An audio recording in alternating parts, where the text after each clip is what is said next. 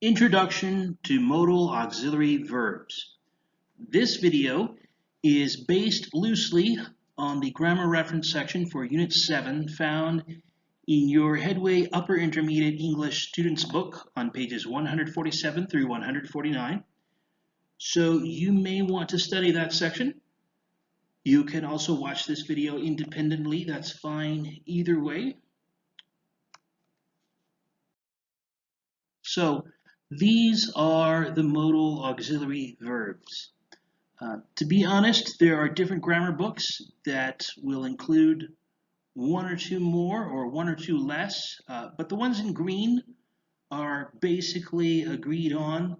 These are modal auxiliary verbs. They work in similar ways, not necessarily having the same meanings, but the way they function grammatically is similar. Ought to is here in parentheses. It's the one that we have studied very little, if at all. It's a little different from the others because it comes with to after it. But aside from that, most of the rules we're talking about also apply to ought to. So reading from page 147, modal auxiliary verbs are used with great frequency and with a wide range of meanings. They express ideas such as willingness and ability, permission and refusal, obligation and prohibition, suggestion, necessity, promise, and intention. All modal auxiliary verbs can express degrees of certainty, probability, or possibility. Okay? So most of these you are familiar with, so a lot that is in this will be review if you have already gotten to upper intermediate English. But it's helpful to do a review so that we can think about modal auxiliary verbs clearly.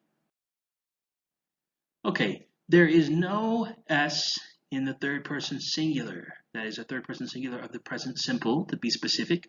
So for example, we never say she cans. We say I can, or you can, or she can, he can. We never add S to can or to any of the other modal auxiliary verbs. So we say she can swim. She must attend the meeting with us. It'll be fine. There's no do or does in the question, right? So the modal auxiliary verb then comes before your subject in question form. So we say, may I ask you a question? Or shall I carry your bag for you? There is no don't or doesn't in the negative. Instead, we say not or in apostrophe T after most of our modal verbs. You shouldn't steal from other people.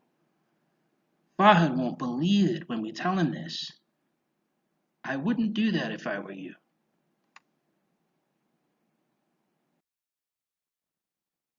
Modal auxiliary verbs are followed by an infinitive without to. Again, the exception is ought to. So we say, it might rain. Could you drive? I'm really tired tonight. You're a really good football player. You ought to be on our team.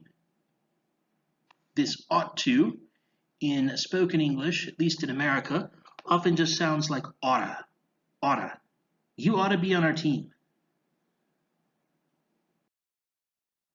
Modal auxiliary verbs don't really have past forms or infinitives or ing forms.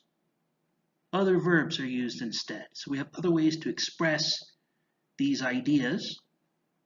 For example, we can say have to in past. We had to do homework almost every night in high school. If you're in high school, you might say we must do homework. But when we're talking about it later in past, we say I had to or we had to. I'd love to be able to write Arabic calligraphy.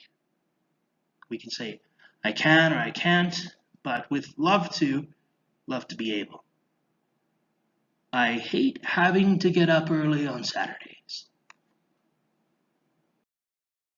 Now, there are lots more examples and more information in the grammar reference in Unit 7, which is on pages 147 through 149.